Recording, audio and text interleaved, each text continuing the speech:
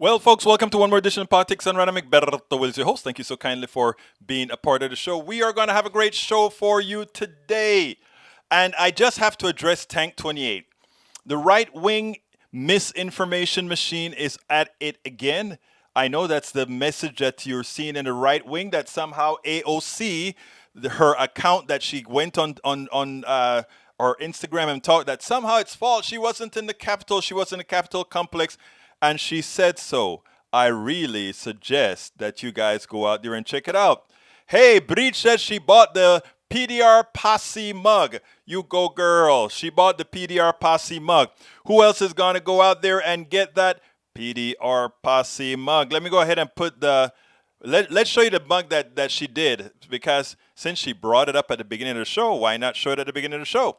That is the mug designed by Bridge MCP for our PDR Posse. And how do you get to our PDR Posse? Click that join button, become a part of the PDR Posse, and then go ahead and get the product. Go ahead and get the cup. Support politics and right. Okay, and that's a link to get the PDR Posse. Anyhow, we're going to have a great show for you today. What is the show going to be about today? Today we have a long, well, actually it's not long, but it's a good show. Check this out. Let me bring that screen up real quickly. There we go. Fake news expert. We have an interview with the fake news expert. Democrats better for the economy. You know, we talked about that. Well, I actually did a solid piece on that because we didn't cover it very well yesterday. Impeachment. Nancy Pelosi had something to say about impeachment. Yeah, I know it's hard to listen to her sometimes, but I want you to listen to the substance of what she had to say. And then I show you a piece on COVID irresponsibility. COVID irresponsibility. So without further ado, beforehand, let me go ahead and say hi to my brothers and my sisters. Michael Rudnin, welcome aboard. Antarctica is melting in a way our climate models never predicted. Scientists say in recent years, ice melt in the southern hemisphere has begun to speed up at an alarming rate, on track with our worst case scenarios since 2012. Recent research reveals the rate of ice loss in Antarctica has tripled compared to the 2 decades before. Wow, scary. Actually, that is scary because that means our ocean rise is going to be a lot higher than we thought. Let me tell you about a lot of people don't understand ocean rise sometimes, right? If you have ice that's floating on the ocean, a lot of icebergs and all of that, there are a lot of the shelves that's floating. If those melt, there's no problem, right? Because there's no displacement. The change in displacement is the same. I mean, it's that ice flattens out. There's no change in displacement. The problem is ice that's sitting on land. If ice that's sitting on land melts, we get ocean rise. And that's what's dangerous, brothers and sisters. And that is why we have to take this climate change seriously. We may be getting close to the point of no return. We may already be there. We may have to start thinking about how do we save a Miami? How do we save a New York City? How do we save a Los Angeles? You know why? Because it may be on. And are we going to build dikes? Are we going to build dams to hold these things? I don't know, until we can then take some of the carbon out of the air to refreeze a whole lot of stuff. And then, I don't know. It's above my pay grade. But we are in dire straits. And the people that have been denying climate change since the 79, when we could have done something about it then. Nothing. Last item from Michael Rudnin. Imagine for a moment a coworker says several of her fellow employees should be killed, and then incites a violent mob to storm into your workplace, yet she comes back to work afterwards. Talk about a hostile environment. That is so true. That is what in effect we are seeing. Think about that, folks. That woman is an insurrectionist, and what she did, that was amazing. Hey, Michael, you had some 3 good zingers today, brother. Oh, you have another one. 20 former members of Congress have been expelled as recently as 2002, with another 7 who resigned after expulsion proceedings commenced. I'm glad you put that out there. I hadn't done any research on that. Anyhow, welcome aboard, Bridge MCP. Whoa, birthday boy on a roll. Oh, today's Michael. I didn't see it pop up in my thing. Happy birthday, Michael. Everybody sing Michael a happy birthday, guys. Sing Michael a happy birthday. I prepare something for Michael. All right, let's see. Was watching the house today, hearing her talk, make me gag. Come on, be nice, Bridge MCP. You're a sweet young lady. Be nice, be nice, be nice. Let's see. Bridge says she bought the mug. Tank 28, spring is coming. I don't know what that means. Tank, I don't know. But anyhow. Weaponized. Lee Grant, welcome aboard, Lee. Julie Van Osdel, welcome aboard. Who else is here? Okay, let's get started. First video of the day. Nancy Pelosi. Sorry, MCP Bridge, but I got to play her. Good one. Check it out. Looking ahead to the impeachment trial next week, it will be 1 month since the attack on the Capitol. Yes. The former president is long gone. There are plenty of people who say, why bother? Why go through this entire exercise? What do you say to them? Well, I appreciate that question because it seems to me that the answer is self-evident. Again, we're here to support and defend the Constitution of the United States. The world witnessed the incitement that the president caused to incite a insurrection against our government, against our Capitol, against members of Congress, with the use of force and violence. For us to, why bother? Why bother? Ask our founders, why bother? Ask those who wrote the Constitution. Ask Abraham Lincoln. Ask anyone who cares about our democracy why we are bothering. You cannot go forward until you have justice. And what did we say about the preamble to the Constitution? Didn't we say it started out with justice? We, the people of the United States, in order to form a more perfect union, establish justice. You've heard me say again and again, Pope Paul VI said, if you want peace, work for justice. Martin Luther King, peace is not just the absence of dissension, it is the presence of justice. So we will honor the Constitution by establishing justice. And again, we can do a couple of things at once. We are moving with our legislation to pass the Biden-Harris administration COVID package. People, the whole world were witnesses to this, as I said before. So we'll see. I have no idea how the managers will proceed. I saw their brief when you saw their brief. I'm so proud of the dignity with which they have brought to enabling us to honor our Constitution. If we were not to follow up with this, we might as well remove any penalty from the Constitution of impeachment. Just take it out. But our founders, they knew about two things, and we keep hearing this again and again. They were fearful of a demagogue, and they were fearful of a demagogue and a mob. And that's exactly what descended. The effect of that is exactly what defended on the Constitution. But I want the public to know that there is no opportunity cost in our defending the Constitution. In fact, it is an enhancement for us to do our work in a way that is respectful of the institutions in which we serve, the Constitution, which we take an oath to protect and defend. Our colleague from the LA Times had asked that the House managers are walking into a trial where all signs point to acquittal. They don't know that. What does a victory They don't know that. They don't know that. They haven't heard the case. They don't have the case, but in the court of the Senate, they will make their case. In the court of public opinion, they will make their case. And for history and posterity, as our founder said, to ourselves and our posterity, they will make the case. But I have great confidence in them, and we'll see. We'll see if it's going to be a Senate of courage or cowardice. We spend a lot of time deconstructing. I love that. It's going to be a Senate of cowards or courage. But folks, we have to say to our good friend, Michael Rudnin. You know what we want to tell you, Michael Rudnin? Happy birthday to you. Happy birthday to you. Happy birthday, our great researcher. Happy birthday, Michael Rudnin. I hope you like that, Michael. Look, we love our PDR posses around here. We love our people who are always a part of the family. So thank you very much for being here, my brother. Anyhow, let's see. Where do we go from here? I did a piece yesterday. We spoke about Democrats and the economy. I think after I processed the video, I thought I did a lousy job. So what I went ahead and did is I went ahead and did a little bit better preparation for it, and then I put it out here today. So I want to play that for you. And forgive that I didn't quite have it sufficiently organized yesterday. I think it's much better today. So here we go with important information. We are in an economic crisis right now for many.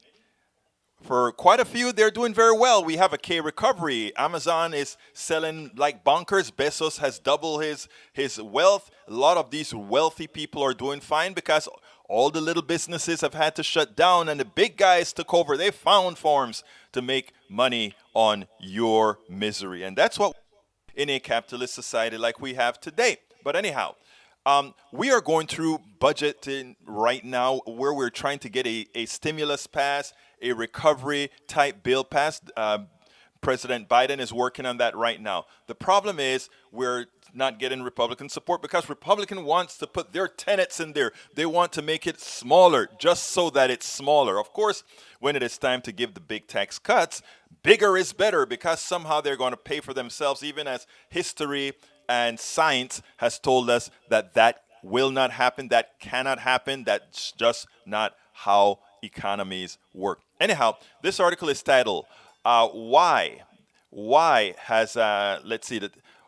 are Republicans president so bad for the economy? And it's subtitled, GDP, jobs and other indicators have all risen faster under Democrats for nearly the past century. The second paragraph is probative. It says, it's true about almost any major indicator, gross domestic product, employment, incomes, productivity, even stock prices. It's true if you examine only the precise period when a president is in office, or instead assume that a president's policies affect the economy only after a lag and don't start his economic clock until months after it takes office.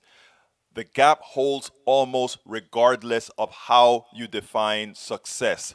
Two economic professors at Princeton, Alan Blinder and Mark Watson, write, they describe it as startlingly large. And if you want to see it graphically, what we have here, it says that if you look at the top 6 presidents, the economy of the annual growth rate for the top 6 presidents are Democrats. And only Obama fall under that between 3 presidents, Nixon, Reagan, and Ford, and that was because of the catastrophe that he had coming into the office. But the article continues and it said, and it points out something important. Since 1933, the economy has grown at an annual average rate of 4.6% under Democrats and under 2.4% under Republicans. In other words, Democrats grow the economy almost twice as fast as Republicans. You would want to think that history is probative, and you want to follow the policies of the people of that president who constantly have that sort of an outcome. The average income of Americans would be more than double its current level if the economy had somehow grown at the Democratic rate for all the past 9 decades. If anything, that period, which is based on data availability, is too kind to Republicans. It should have been a lot worse if we had full data, because it excludes the portion of the depression that happened under Herbert Hoover's watch. Probative. The 6 presidents who have presided over the fastest job growth have all been Democrats. They are Roosevelt, Johnson, Carter, Truman, Kennedy, and Clinton. I want you to think about this. Everybody used to like to talk about the Reagan miracle, how great he did for the economy. Clinton's economy beat Reagan's economy. But somehow, because he had his picadillos, somehow Reagan had this mystique. And of course, Republicans are much better marketers. They were able to market for people to believe that Reagan was this great guy. Even Nixon beat Reagan. But you'd never know. Reagan had that mystique. But anyhow, the 6 presidents who have presided over the fastest growing markets have all been Democrats. As you can see above, that's the graphs up there. The 4 presidents who have presided over the slowest growth have all been Republicans. Trump, Bush 1, Bush 2, and Eisenhower. What's funny, is Trump is negative.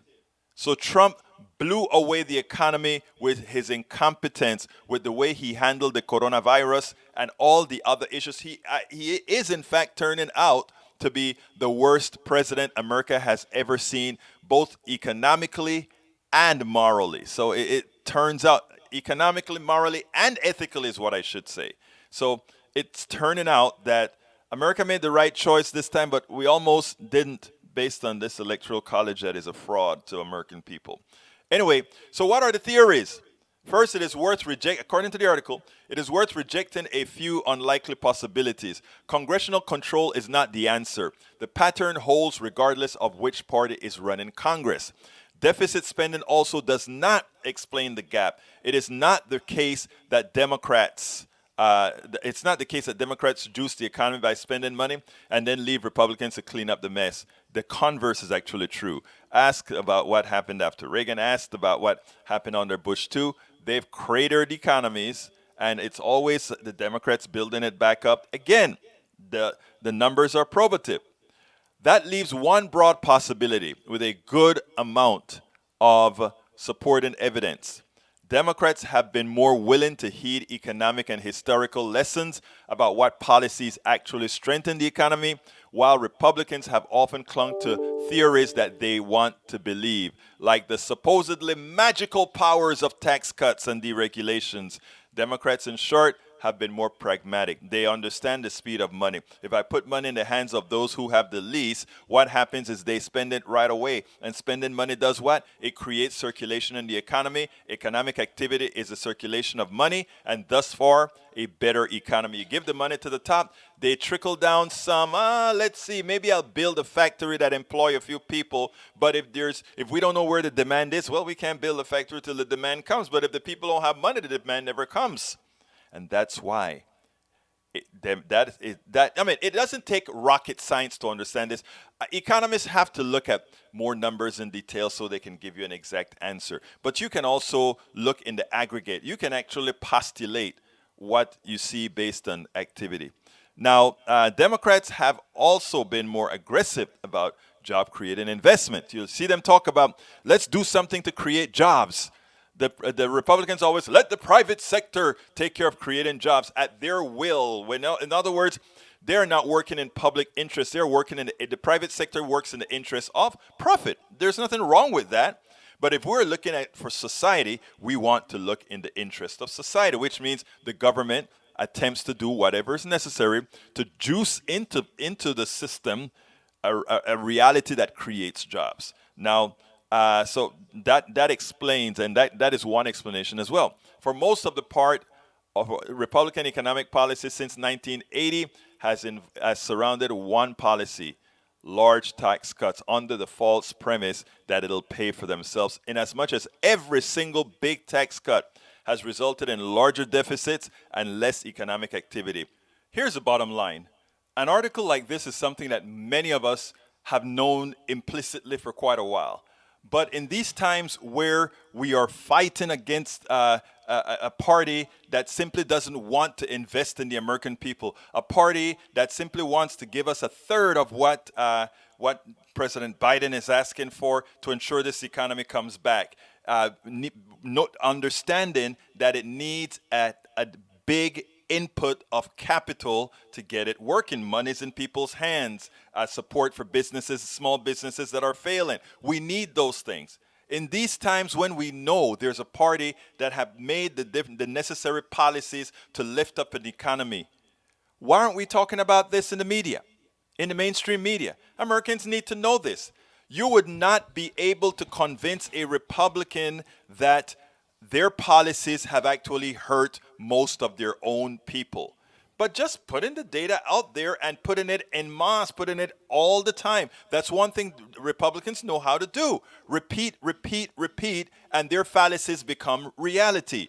Well, I think progressives, Democrats need to repeat, repeat, repeat so that the real truth become the reality of those who have a hard time breaking away from a false reality. Absolutely. So we have to break from that false reality. We have to break from that false reality. Now, this story got to me. Check this out. This story completely got to me, and then I'll talk about it afterwards. Well, let me set it up. Americans like to say we are individuals, and they like to also say we love our freedom and we want to do what we want to do. And that is fine. That is perfect. But when what you do has a negative effect on not only myself, on others, and the economy, at that point, society must defend itself. And I think we're reaching to that point with a whole lot of these folks that are super spreaders of coronavirus because it's hurting us all. Check this out. Scene that we're about to show you would have been entirely unremarkable, but now it is almost unthinkable. Video from our own Sam Brock, shot by him yesterday at a grocery store in Naples, Florida. You can see there a crowd of shoppers and employees acting like it's any other day, not a day in the middle of a global pandemic that has killed nearly 30,000 people in that state alone. There are no masks, no social distancing, no plexiglass, nothing at all, elderly people. But there is a proud owner who is proud to rebel against public health guidelines. NBC's Sam Brock has more. Katie, good afternoon. Wearing a mask in Collier County, where I am right now, isn't optional. There are mask mandates for people to wear a mask when going inside supermarkets. I wasn't out to find people not doing that. I stopped by for lunch. What we saw ended up being a representation of the fault lines in this country right now over COVID and wearing masks that could be costing lives. Video that looks like it was taken pre-pandemic. The Oaks Farm seed-to-table market in Naples, Florida, captures the country's divide, with many customers and employees visibly not wearing masks. Despite experts' clear messaging that wearing masks can slow the spread of COVID-19. The CDC makes recommendations based on data that they accumulate because it's a science-based organization. When we first asked about the store's mask policy, we were directed to this sign stating the mask exemption guidelines.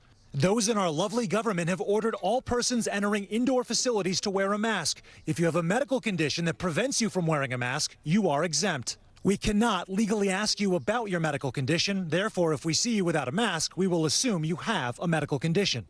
Alfie Oaks is the store's owner, known for his conservative and often controversial viewpoints. Is your position then about medical exemptions, or is it about the fact that you don't think masks work and that the virus is not a real thing? I know that the masks don't work, and I know that the virus has not killed 400,000 people in this country. That's total hogwash. Oaks, who organized getting a bus of people to Washington, D.C. on January 6th to support former President Trump, believes many of the deaths being attributed to COVID are due to other causes. I'm not going to do it. I've never worn a mask in my life, and I never will. Yesterday, more than 3,000 people died from the coronavirus in the United States. Oaks' store, a stark contrast to the hundreds of public stores in Florida equipped with plexiglass checkout counters, social distancing rules, even pharmacies administering vaccines. On social media, reaction to the video poured in swiftly. One person tweeting, "I can't stop watching this. My jaw is literally on my desk." Another said, "We should exempt them from the vaccine line then." Katie, it is worth noting that I'm told the business communities in the city of Naples and in Collier County were lobbying their local governments to institute a mask mandate because they didn't want to be the bad guys. They were worried about their own health and safety. Also worth noting that what we saw here is an outlier. The vast majority of supermarkets across Florida, not just in Naples, are observing these protocols, but we are in a very affluent, conservative, wealthy part of the state, and clearly there are examples of some people flouting the rules. Katie? But the problem is, Sam, it's not an outlier when it comes to all of the disinformation that is out there, and it's an example of that. It's about so much more than masks. It is about a chunk of this country losing its grip on reality. Sorry about that big black thing around. I turned that around right away, and I forgot to expand the link. So forgive that the image there. I'll probably try to clean it up a little bit later. Welcome aboard, Michael, Norman Reynolds. Welcome aboard, Paul Fleming, Lee Grant. Great to see you guys here as well. Bruce Pollard, welcome aboard. Who else is here? Daniel Ledoux, giving me hell as usual, but still love you, brother. Lawrence Sims. And Lee Grant, Eric Hayes. Eric, we got a lot to talk about, evidently, because you're putting out a whole lot of stuff there. Let me tell you, numbers are numbers are numbers, though, brother. Numbers are numbers are numbers. And, when you have a whole lot of those guys talking on, that's all I can say. Numbers are numbers. Anyhow, folks, we are coming to the halfway mark before I need to put on the person we interviewed. Please remember, if you are on YouTube, click that join button and become a part of our family. Become a part of the PDR Posse designed by the one and only our member and leader in the PDR Posse, Bridge MCP. You can support us as well by getting the book that you see on the screen right now. It's worth it. How to talk to your right-wing relatives, friends, and neighbors. You can go ahead and get that at Amazon. You can get that at Amazon. By the way, all the blogs that are written, Eric has the numbers in them. Thank you very much, brother. And if you want to eliminate the middleman at the store, just go to politicsdoneright.com/store, politicsdoneright.com/store to get all our books. We have 3 or 4 books that are there ready to ship. We love your support via Patreon. Patreon, that's politicsdoneright.com/Patreon. Patreon is spelled Patreon, Patreon. Politicsdoneright.com/Patreon. And of course, all of us that do this kind of work, we love PayPal. So you can go ahead and provide us support via PayPal. Go to politicsdoneright.com/PayPal, politicsdoneright.com/PayPal. But we want you to get our cups or boots or hoodies, our sweaters, all that good stuff that you can either purchase right there on YouTube or go to politicsdoneright.com/store. Anyhow, let's go ahead and get busy with our interview, and then we'll come back right after that.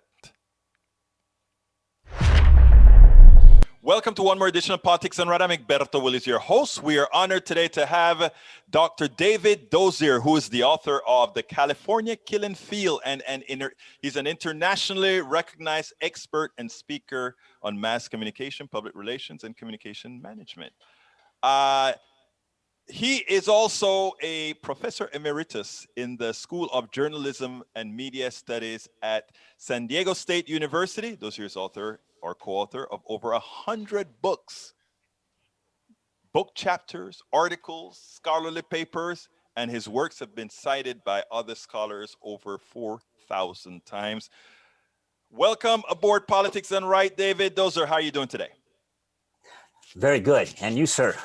I'm doing great. Today we have an important topic to discuss, and I think it is right up your alley. Specifically, has the growth of fake news infected our political process? To which you say? Yes, it has. Now, is it yet fatal? Is it quasi-fatal? Where are we in the realms of what this kind of fake news can do to a society, to a government, to a system? I think that we're kind of at a crossroads. I think that under the Trump administration, fake news and misinformation and disinformation ran rampant, and it was coming right out of the White House. And so it's understandable that many people would feel confused and misinformed. And I think that when you look at the insurrection at the Capitol building on January 6th and listen to what some of the people said, they were in a bubble. They had beliefs that were, from my point of view, detached from reality. But those views were reinforced by a lot of information that was being fed to them by the former president, by right-wing media channels. And I think that what we need to do as a society is to come to grips with the notion that we may disagree with each other in terms of what the facts mean and how we feel about them. But I think that we have to have some kind of foundation in reality where we all agree, yeah, it's a fact. Joe Biden did win the presidency, fact. And so those things are some of the challenges that I think we're facing. Now, earlier in listening to the initial part of your answer, you said that a lot of the people on January 6th, in your opinion, a lot of what they said was, you didn't say silly, but you said, made no sense, was false. Isn't it a part of the issue as well for us to even give it plausibility that says, in my opinion, what they said was false? aren't there certain things that are just black and white? What you're saying is simply wrong. And maybe a lot of folks on the progressive side, on the news side, on the other side, need to stop maybe just saying it's simply not so.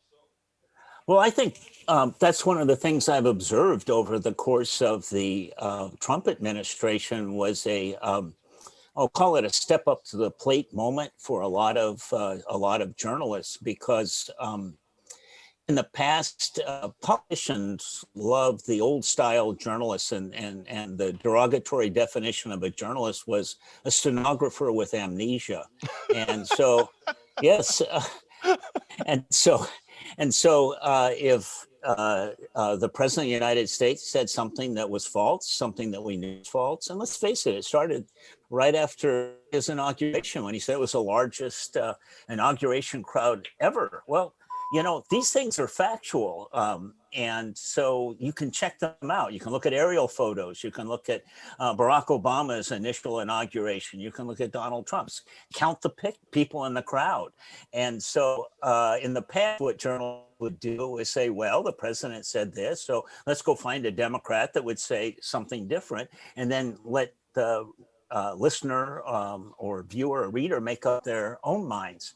I think that's the easy way out. I think the harder thing to do is, when you know that something is factually incorrect, you need to call people on it, and you need to identify that in the news that you provide out that. Now, one of the beauties of reading something online is that you can have a link that says this was false, and then you provide the opportunity to look why you say that. What are the sources that allow you as a journalist to say, no, that's not true? Well, let me push you a second here, Dr. Dozier, because you're a journalism professor. Correct. Now, one of the things that's taught in journalism is exactly that. He said, she said. In other words, don't become a part of the story. And in fact, that is what Rand Paul used against Stephanopoulos just this weekend, when Stephanopoulos said simply, "You are incorrect. Joe Biden won the election."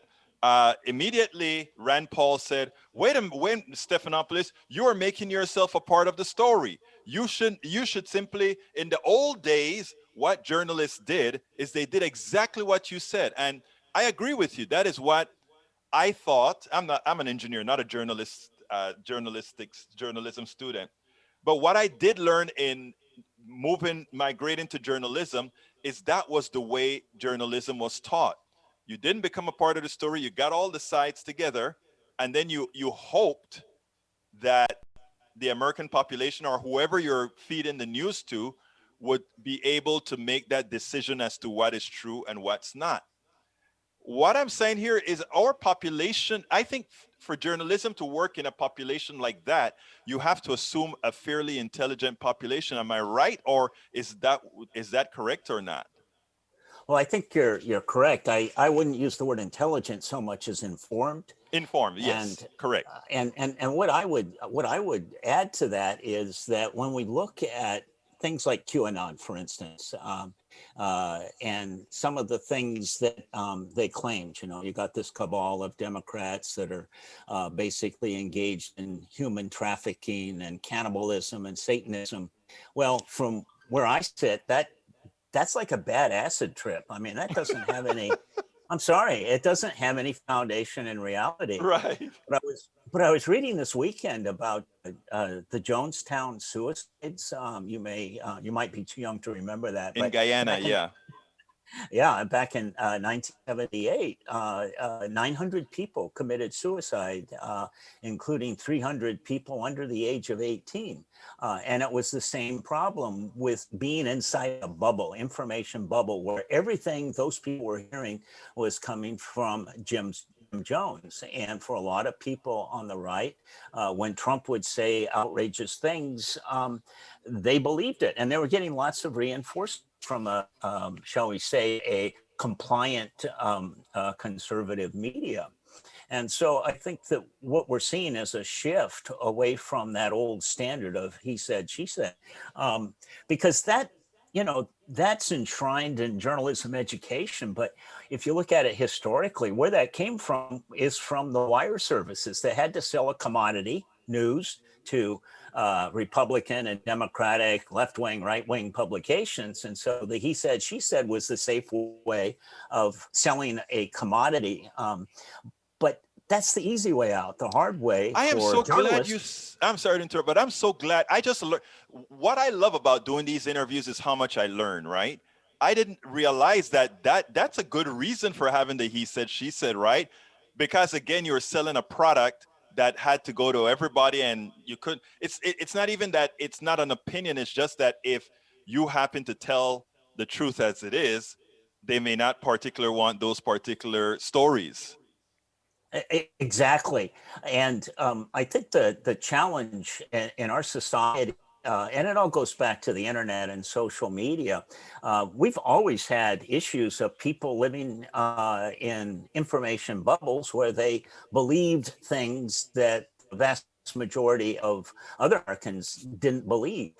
And so that's nothing unique. But what social media allows is for this to be accelerated and for this to be automated and for this to be sent at the speed of light all around the country, where everybody's got a platform, everybody can be a publisher, but there's not much accountability for it. And so what I think the solution to all of this is a thing that some of my colleagues here at San Diego State and other universities around the country are calling digital and social media literacy. Our population in the United States today is simply illiterate as regards information that they get off of the internet and especially social media. And there's a skill set, toolbox that we can impart starting in kindergarten all the way through high school, and certainly a general ed course at the college or university level that would provide people with the tools that they need to be able to look at information that they receive and start asking questions about it. Where did that come from? Who says? What's the background? They're saying that the Constitution says this or the Constitution says that.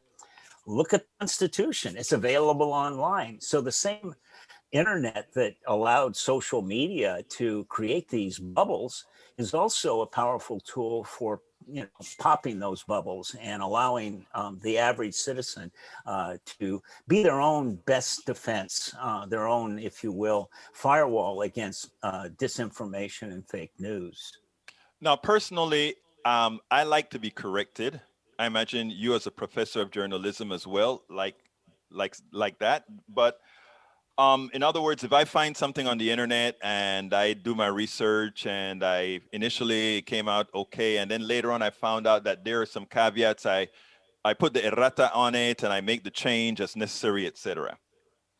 But isn't it true that in this country and likely everywhere else, there is a certain amount of desired willful ignorance by parties to justify their own sometimes prejudices, sometimes ideologies, and what this allows them to do is hide behind the misinformation that the social media allows them? I think every human being has a tendency towards what's called confirmation bias. Right. We all like to feel that we've got it right. And when somebody disagrees with us, they've got it wrong. And so the most insidious misinformation is the misinformation that kind of fits our worldview.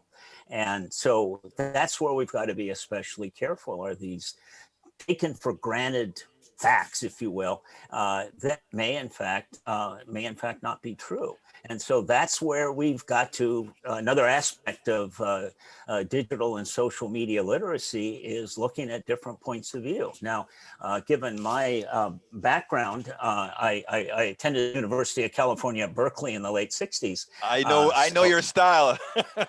so I have a point of view that's streets of Berkeley sort of point of view. But I understand that a lot of people that I grew up with in a very rural part of California would disagree with me. So I have to expose myself to points of view that I'm not necessarily in agreement with. So I subscribe to the Wall Street Journal. I read the columns as far down into the column as I can get before I go, nah, can't read anymore. but I expose myself to points of view that I disagree with, and I think that's an obligation for all of us. I like to use the example of imagine that you're a citizen in North Korea, and so everything you get on the media is basically state controlled. And you can vote for the Communist Party or the Communist Party. So you really don't have a lot of obligations in terms of digital and social media literacy. But we live in a democracy. We've got all this power that we can exercise at the voting booth. And as a consequence, it's part of our responsibility as citizens in a democracy to become literate in the information that we're consuming, and especially the information that we already agree with. That's the challenge. But nobody said that being a citizen in a democracy was going to be easy. And I think that the last 4 years, and more specifically this month, has taught us a lesson in how really important it is for us to be informed in a rational way about what's going on in our country, what's going on in the world, and to have a civil dialogue with people with whom we disagree. That is what I really push. I'm a very progressive, but I try to entertain all sides. In fact, this program you'll find have a whole lot of conservatives, liberals, everything in between that listens to this program, watches this program. But I want to go back to the same subject again, because I think it's a bit deeper in that everything that you said I agree with. We have to teach digital literacy from kindergarten up so people can understand that everything that they click on isn't true. I agree with that. But I think when we talk about confirmation bias with people trying to find information that matches their ideology, I think there's yet another level, and that is people find digital data to match their ideology when they are sure that when they're disproved, they still maintain the same, and still continue to use that digital data as their backups, in as much as they may be proven false. There is another tier, I think, that, and I don't know how we handle that. I don't know how we handle that. And that's where I talk about willful ignorance. Right. From confirmation bias to willful ignorance. How do we handle that? Yeah, I don't think that we're going to, make everybody, shall we say, sophisticated, literate folks on the internet. And there will always be folks that have a strongly held point of view and don't want to change. My brother-in-law used to live here in California, moved to South Carolina because he just couldn't stand living in a blue state anymore. Though South Carolina is going purple anyway. It's going blue too, yeah. But I think that my brother-in-law would be an example of somebody that had a strong point of view that just wasn't willing to listen to other points of view. But I found him useful to talk to because during the Trump years, he was very much a pro-Trump person. And so I'd start the conversation with, well, why do you think that's true? And you try to find areas where you agree. One of my students was an officer, may still be in the Marine Corps, and he was in my office talking about, this is back in 2016, he was talking about voting for President Trump. And but he was from a rural part of Georgia, I believe, and I grew up in a rural area. And so we started talking about rural poverty and how rural poverty is different than urban poverty, and how solutions to those problems have to take in to consideration those very special characteristics. Sure. Well, we strongly disagreed on who ought to be the next president of the United States, but we could find areas where we agreed.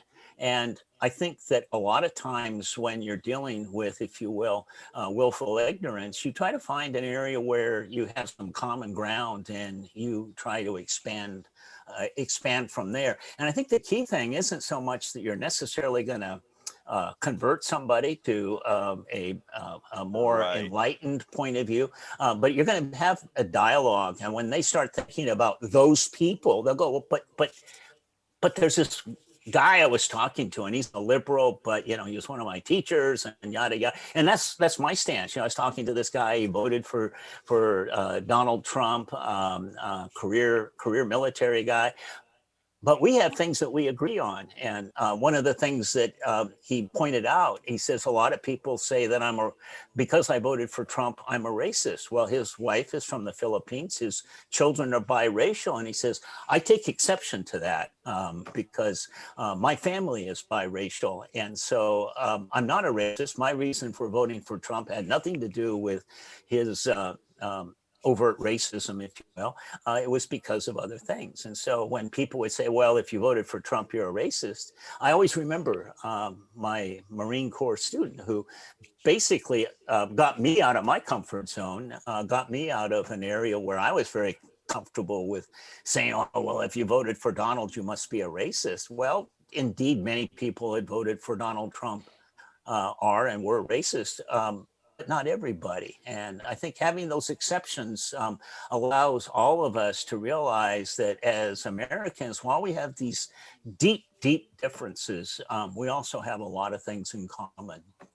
That is so true. And I having relatives of mine, both black and white, that have voted for Donald Trump, I've learned that lesson, of course, because neither of them are racist per se. Neither the black one or the white one's racist. So I mean, that I think that's an important thing, and it's hard during the steam to really get that out. But anyhow, before we go here, you know what got this journalist, this professor, into writing a book called The California Killing Field? Well, I'll try to make it a very short story. When I was 15 years old, I was next door neighbor and friends with a kid that got on the school bus with me. And because it was up in the mountains and it was cold in the winter, his grandfather would come and join us at the bus stop. And I'd sit in the cab with this student, same age as me, and his grandfather, the granddad, really well. Well, the summer between our freshman and sophomore year, this individual, this friend of mine, murdered his grandmother and his grandfather. Years later, when he was let out of prison, he went on to kill 8 other people. His name is Ed Kemper, and kind of a famous serial killer out here in California now, serving time, multiple life sentences. And it got me at a very early age thinking about the death penalty. So to answer your question, I've always been interested in the death penalty. I happen to be an abolitionist. I don't think the death penalty is morally correct. And I also, through my own research, know it's a very racist institution. About 13% of Americans are African American or Black. 34% of the people executed are Black. So it's probably one of the most racist institutions in our society. And so I decided to write a novel because these are things that people don't really care a lot about. And so I tried to write a novel that involved an investigative journalist doing some digging around and trying to introduce those issues in the context of storytelling. So anyhow, that's the backstory on The California Killing Field. Well, available on Amazon.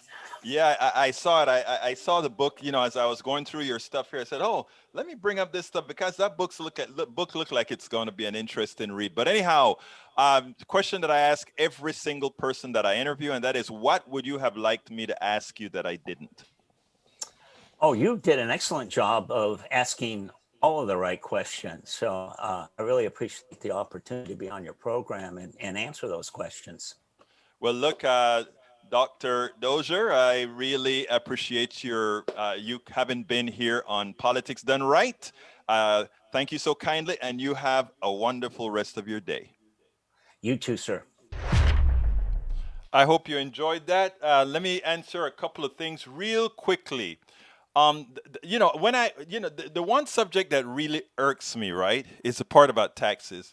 When the professor said that his brother, who is a Trump supporter, moved away from a blue state to a red state, Eric says maybe he was running away from taxes. And you know why that irks me? Because the irresponsibility of people who constantly, the only thing they think about are taxes. Let me tell you something about taxes here. The red states love to talk about how they charge so little taxes, right? And a lot of companies from blue states who are selfish generally will come into those states just because they have low taxes. But along they will bring a lot of educated folks that were educated in blue states into the states. So the companies come to the states. They don't give any substantive employment or impetus to grow the knowledge base of the local economy. And then they clap their hands and say, all these companies are moving here. But yet, if you go into the barrios, the ghettos, and the lower class areas, nothing changes. You know why? Low taxes. Now you get, those of you who complain about taxes, let me tell you a little quick story here. And I'm not going to tell you amounts. But there was a time when ComDRV just took off. And the oil companies, it was a nice, good booming days of the late 1990s, early 2000s. And, you know, my particular products, they were all over the place. You use a gas machine to pump gas. The way the data got to that machine was probably using ComDRV, COMMDRV. Management Solutions are the company that puts that stuff all in. I'm just telling you these names because a lot of times you say things and people think, oh, you're just creating these things. All of these things are verifiable. And I remember that particular year, the income was like great. And I remember calling an accountant and saying, hey, what should I do? You know, I mean, the taxes or whatever, the taxes were crazy. And then she said, well, you know, I can find a way for you to hide this, and I can find a way for you to put this away so you don't have to pay a lot of taxes on it. And, you know, I'm thinking about doing this, right? And then I started to think back again. And I'm like, look at this. I am so damn lucky. And yes, I know I worked hard, but I was damn lucky that everything went perfectly great this year, right? Made a whole bunch of money, so much money that the amount that I had to pay in taxes was what some people made and had to work several years to make. And I'm sitting down there and I'm like, wow, why the hell am I thinking like these people in my neighborhood? Why am I thinking like these people? Why? If this country has been so damn good to me that I could have made that windfall, why the hell it's not like I am worth the windfall.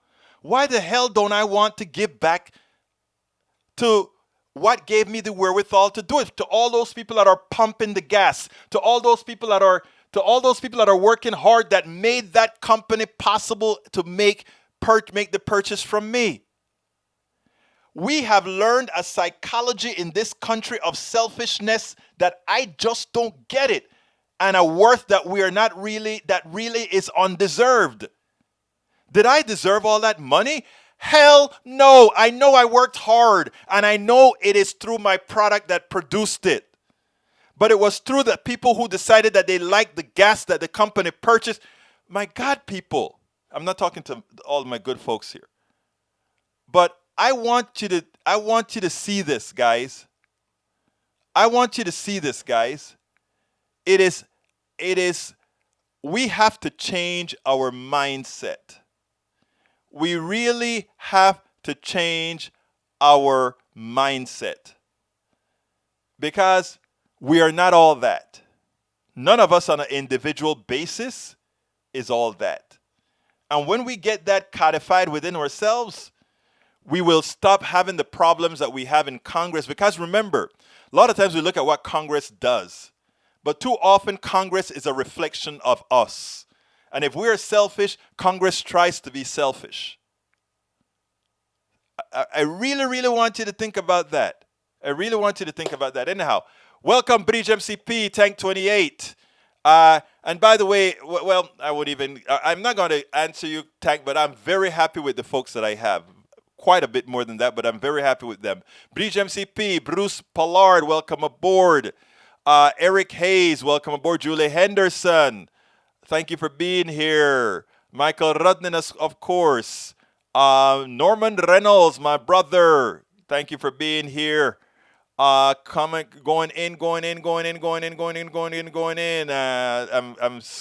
Forgive me if I missed you because I'm scrolling real fast. Lee Grant, I forgot to name you, Lee Grant. How you doing, brother? Let's see who else. Daniel Ledo, hermano mío, my brother. Let's see who else is here. Para ver. I think I got Bridge MC. Of course, Bridge was the first person here. Bridge and the others. Okay.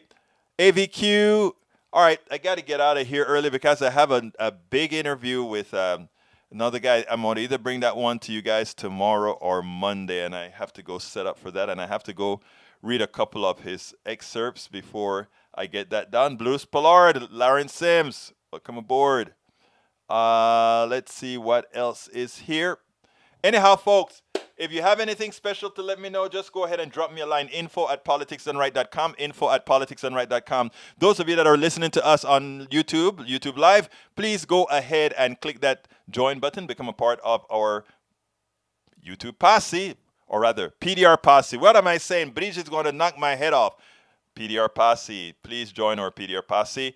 If you're not on YouTube right now, you can still join our PDR posse. You don't have to hit the join button. You can just go ahead and hit the politicsdoneright.com/YouTube. politicsdoneright.com/YouTube. You can support us via Patreon. That is politicsdoneright.com/Patreon. politicsdoneright.com/Patreon. I just put that in as well. And we also take PayPal. politicsdoneright.com/PayPal. And, of course, you can get our book at Amazon. And I'm putting the link for the book at Amazon in the screen right now. And if you want to eliminate the middleman, just go to our store, which is politicsdoneright.com/store. Look, thank you so kindly, guys, for being here. I know there are many other places that you can be. The fact that you're being here with me, I am honored. Remember that we play this again tonight. And we also have it on podcast, whether it be Apple, Google, Stitcher, TuneIn, where else? TuneIn, Spotify. You can find us on all those platforms. So please feel free to listen. Please feel free to share. This is how the new media gets done. My name is Egberto Willies. You know how I end this baby. I am what? Out! We spend a lot of time deconstructing the news, trying to parse it into a form that everybody can understand. We try to find those little nitpicks where it flies above the fray, etc. If you really like these videos that we do, I want to ask a big favor. Please go ahead, number one, subscribe to our channel, and number two, please join if you can. Thank you so kindly for watching. Keep watching. Please remember to share. We must populate the entire internet with our progressive message, a message that we know is what most Americans say that they want. So help us, please join.